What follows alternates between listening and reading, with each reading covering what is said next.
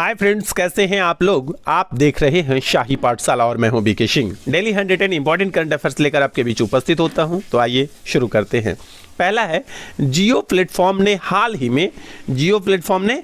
ही में सैटेलाइट आधारित ब्रॉडबैंड सेवाएं प्रदान करने के लिए ब्रॉडबैंड सेवाएं प्रदान करने के लिए लक्जमबर्ग स्थित SES के साथ संयुक्त उद्यम की घोषणा की है। दोनों कंपनियों ने जियो स्पेस टेक्नोलॉजी लिमिटेड नाम से एक ज्वाइंट वेंचर बनाया है। तो यहाँ पर याद रखने के लिए बात है आपके पास कि जियो प्लेटफॉर्म ने किसके साथ समझौता किया है। तो आपको याद रखना है कि SES के साथ समझौता किया है। ये SES क्या है? तो SES है सोसाइटी यूरोपियन सैटेलाइट्स, ठीक है, यूरोपीय सैटेलाइट्स। SES का काम है उपग्रह से जुड़ी सामग्री इनोवेटिव समाधान प्रदान करना, ठीक है। तो यहाँ पर ये दोनों बात याद रखना है कि जियो प्लेटफॉर्म ने किसके साथ समझौता किया है और समझौता करने के बाद किस ज्वाइंट वेंचर को बनाया है, किस ज्वाइंट वेंचर की स्थापना की है। तो इसका नाम है आपका जियो स्पेस टेक्नोलॉजी लिमिटेड। उसके बाद नेक्स्ट है, हाल ही में केंद्र सरकार द्वारा क्रूड पाम ऑयल यानी CPO हुआ क्रूड पाम ऑयल का शॉर्ट फॉर्म, CPO पर कृषि उपकर कितना प्रतिशत कम कर दिया है। केंद्र सरकार ने क्या है, क्रूड पाम ऑयल पर कर बढ़ा दिया था और हाल ही में पिछले दिनों क्या हुआ कि क्रूड पाम ऑयल पर कृषि उपकर को कम किया है। तो आपको बताना है कि कितना प्रतिशत कम कर दिया है। तो 7.5% से घटाकर कितना कर दिया गया है, 5% कर दिया गया है। क्रूड पाम ऑयल के उपकर में कम करने से क्या होगा कि घरेलू खाद्य तेल रिफाइनरी को फायदा मिलेगा। इसी के साथ जो है घरेलू खाद्य तेल कीमतों में कमी आने से उपभोक्ताओं को भी लाभ मिलेगा। यानी यह उम्मीद जताया जा रहा है कि इसको कम करने से घरेलू खाद्य तेल की कीमतों में कमी आएगी। उसके बाद नेक्स्ट है, 15 फरवरी को प्रत्येक वर्ष 2002 से बाल कैंसर के प्रति जागरूकता और उसके सहायता उपलब्ध कराने के लिए अंतर्राष्ट्रीय बाल दिवस के रूप में मनाया जाता है। और वर्ष 2022 की जो बाल कैंसर दिवस का जो थीम है वो क्या है, बेहतर जीवन रक्षा। तो थीम भी याद रखने होते हैं आपको, बेहतर जीवन रक्षा वर्ष 2022 के लिए अंतर्राष्ट्रीय बाल कैंसर दिवस की थीम है। अब उसके बाद अगला प्रश्न है कि केंद्रीय माध्यमिक शिक्षा बोर्ड, इसको अंग्रेजी में बोलते हैं CBSE, तो CBSE का नया चेयरमैन किसे नियुक्त किया गया है। माध्यमिक शिक्षा बोर्ड यानी CBSE का नया चेयरमैन किसे नियुक्त किया गया है। तो ये है विनीत जोशी, IAS विनीत जोशी को CBSE का नया चेयरमैन नियुक्त किया गया है। इनके पहले कौन थे, यानी जो विनीत जोशी है किसका स्थान लेने वाले हैं, तो ये मनोज आहूजा का स्थान लेंगे, ठीक है। अब आइए नेक्स्ट है अगला, टाटा समूह ने एयर इंडिया के नए MD एवं CEO किसे नियुक्त किया है। आपको पता है कि एयर इंडिया अब कौन खरीद लिया है, टाटा समूह ने खरीद लिया है।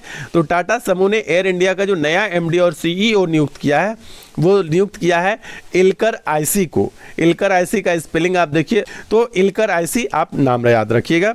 अब नेक्स्ट है, केंद्र सरकार का नवीन और नवीकरणीय ऊर्जा मंत्रालय न्यू फ्रंटियर्स कार्यक्रम 16 फरवरी से 18 फरवरी 2022 तक क्या है, आयोजित करेगा। तो ये भी आपको याद रखना है कि नवीन और नवीकरणीय ऊर्जा मंत्रालय ने न्यू फ्रंटियर्स के नाम से एक कार्यक्रम आयोजित कर रहा है।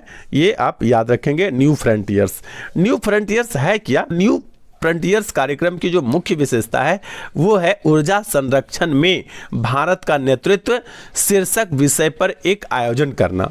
नागरिक केंद्रित संक्रमण भारत की कहानी पर एक रेडियो का जो है प्रसारण भी किया जाएगा और टेलीविजन पर भी इसको दिखाया जाएगा। इसका मुख्य उद्देश्य है अक्षय ऊर्जा पर 3 वेबिनार आयोजित कर उसके प्रति लोगों को जागरूक करना और उसको बढ़ावा देना। अब अगला है, हाल ही में चर्चा में रहा सोलोमन द्वीप जो है यह कहाँ पर स्थित है। तो सोलोमन द्वीप जो है हाल ही के समय में कुछ चर्चा में रहा था और यह कहाँ पर स्थित है, तो प्रशांत महासागर में स्थित है। सबसे पहले जानते हैं कि सोलोमन द्वीप है कहाँ। तो सोलोमन द्वीप जो है पपुआ न्यू गिनी के पूर्व में स्थित मेलानेशिया में स्थित एक राष्ट्र है जिसमें जो है कि 990 से अधिक द्वीप शामिल है। अभी हाल ही में इस देश ने ताइवान को छोड़कर चीन से अपनी नज़दीकी बढ़ानी शुरू कर दी थी। इससे अमेरिका चिंतित हो गया और अमेरिका जब चिंतित होता है, जानते हैं कि अब नया नया काम होने लगता है, तो इसी चिंता की वजह से अमेरिका ने घोषणा किया कि वह सोलोमन द्वीप पर अपना नया दूतावास खोलेगा। इसलिए सोलोमन जो है कि यह चर्चा में हो गया। ठीक है, तो सोलोमन द्वीप कहाँ पर स्थित है? प्रशांत महासागर में। अब आइए नेक्स्ट है, हाल ही में हिप्पोक्रेटिक शपथ जो है सुर्खियों में रहा है। यह क्या है? तो हिप्पोक्रेटिक शपथ जो है ये नए मेडिकल स्नातकों के लिए एक नैतिक संहिता है। हिप्पोक्रेटिक शपथ ये क्यों चर्चा में रहा, इसको भी थोड़ा समझते हैं। हाल ही में राष्ट्रीय चिकित्सा आयोग ने सुझाव दिया था कि दीक्षांत समारोह के दौरान डॉक्टर्स जो हिप्पोक्रेटिक शपथ लेते हैं उसके स्थान पर अब नया चरक शपथ दिलाया जाना चाहिए। इंडियन मेडिकल एसोसिएशन ने अपना विरोध जताया इस बात पर कि नहीं, उसके स्थान पर चरक शपथ जो है नहीं दिलाया जाना चाहिए। उनका मानना था कि चरक शपथ जो है वह आधुनिक चिकित्सा को ध्यान में रखकर जो है नहीं बनाया गया है, जिस कारण से इसको अभी लागू नहीं किया जाए। तो ये याद रखिएगा कि हिप्पोक्रेटिक शपथ किस बात से रिलेटेड है? तो नए मेडिकल स्नातकों के लिए एक नैतिक संहिता है हिप्पोक्रेटिक शपथ। अब नेक्स्ट है, हाल ही में फ्रैंक वाल्टर स्टीनमियर को किस देश का राष्ट्रपति बनाया गया है? फ्रैंक वाल्टर स्टीनमियर को कहाँ का राष्ट्रपति बनाया गया है? तो जर्मनी का नया राष्ट्रपति जो है नियुक्त हो गए हैं फ्रैंक वाल्टर स्टीनमियर। अब नेक्स्ट है, हाल ही में चर्चा में रहा बाबूखा बटालियन किससे संबंधित है? तो बाबूखा बटालियन जो है हाल के दिनों में चर्चा में रहा है। ये मुद्दा भी बहुत अधिक चर्चा में है ये। तो बाबूखा बटालियन के बारे में जानते हैं। पहले समझिए कि ये बाबूखा बटालियन है क्या। तो यूक्रेन में रक्षा के नजरिए से वृद्ध महिलाओं द्वारा बनाया गया एक सैन्य संगठन है बाबूखा बटालियन। आप जानते हैं कि यूक्रेन जो है कि हाल के दिनों में काफ़ी चर्चा में रहा है। रूस का आरोप है कि यूक्रेन को नाटो के सदस्य देशों के रूप में मान्यता मिलने वाला है। इस बात को लेकर के रूस जो है आक्रामक है और कहता है यदि ऐसा हुआ तो यूक्रेन को हम पुनः रूस में मिला लेंगे। पूर्व सोवियत संघ का हिस्सा रहे यूक्रेन की पूर्ण घेराबंदी रूस ने कर रखी है।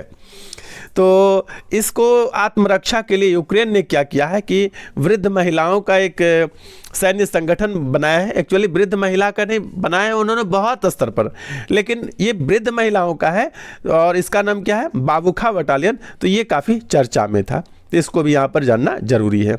अब आइए नेक्स्ट है, how to prevent the next pandemic. एक पुस्तक का नाम है how to prevent the next pandemic, यानी अपने अगले पेंडेमिक को, महामारी को आप कैसे प्रिवेंट करेंगे, उसके रक्षा बचाव करेंगे।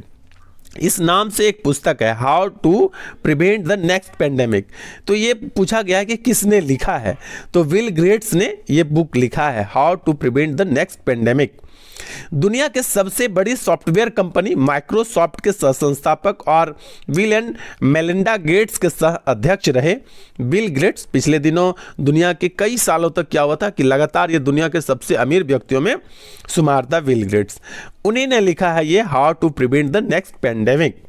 तो ये पुस्तक और लेखक से रिलेटेड था, ये भी याद रखेंगे।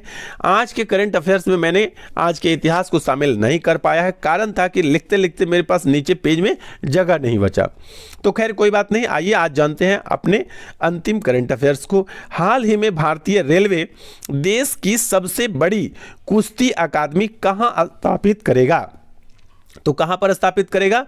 यह किशनगंज एक जगह है, कहाँ पर है? दिल्ली में। तो दिल्ली में स्थापित कर रहा है, किशनगंज में, दिल्ली के किशनगंज में। ठीक है, तो ये याद रखिएगा। अपने शाही पाठशाला में जितने भी करंट अफेयर्स आते हैं या सेलेक्ट मैं करता हूँ वो सब के सब बहुत ही इंपॉर्टेंट होता है एग्जामिनेशन दृष्टिकोण से। मैं 10, 12, 15 करंट अफेयर्स जो भी लाता हूँ ये यूं ही उठाकर पेज भरने के लिए नहीं लाता हूँ, मैं उस पर मंथन करता हूँ, विचार करता हूँ कि एग्जामिनेशन पॉइंट ऑफ व्यू से कितने इंपॉर्टेंट है। मुझे लगता है क्योंकि मैं बहुत सारे एग्जाम खुद भी दे चुका हूं पहले और आज भी विद्यार्थियों के बीच बना रहता हूं। किसी भी एग्जाम के बारे में मैं पूरी सतर्कता से उस पर नज़र बनाए रखता हूं। मैं देखता हूं कि किस प्रकार से पूछे जा रहे हैं प्रश्न, स्टैटिक हो या करंट अफेयर्स को। मैं इस बात के मद्देनज़र ये काम कर रहा हूं। बहुत बड़ी कंपनी हमारी नहीं है, मैं बहुत साधारण छोटा एक यूट्यूब चैनल चलाता हूं जिसमें आपका प्यार आपका सहयोग मिलता रहा है, मुझे लगातार मिलता जा रहा है। तो मेरे पास अभी काफ़ी समय है कि सभी बातों पर मैं बारीकी से ध्यान दूं, और तब मैं बना रहा हूं। जिसका डेवलप चैनल है उनके पास इतनी समय नहीं है, क्योंकि वो चैनल पर ध्यान दे रहे हैं, प्रश्न पत्र पर नहीं, और मैं प्रश्न पत्र पर ध्यान दे रहा हूं, चैनल पर नहीं। ये अंतर है दोनों में। इसलिए बने रहिए शाही पाठशाला के साथ नियमित रूप से। निश्चित रूप से शाही पाठशाला में बताए गए करंट अफेयर्स उम्मीद करता हूं कि मैक्सिमम अधिकांश एग्जाम में यहां से प्रश्न पूछे जाएंगे। ठीक है, आज के लिए इतना ही। धन्यवाद।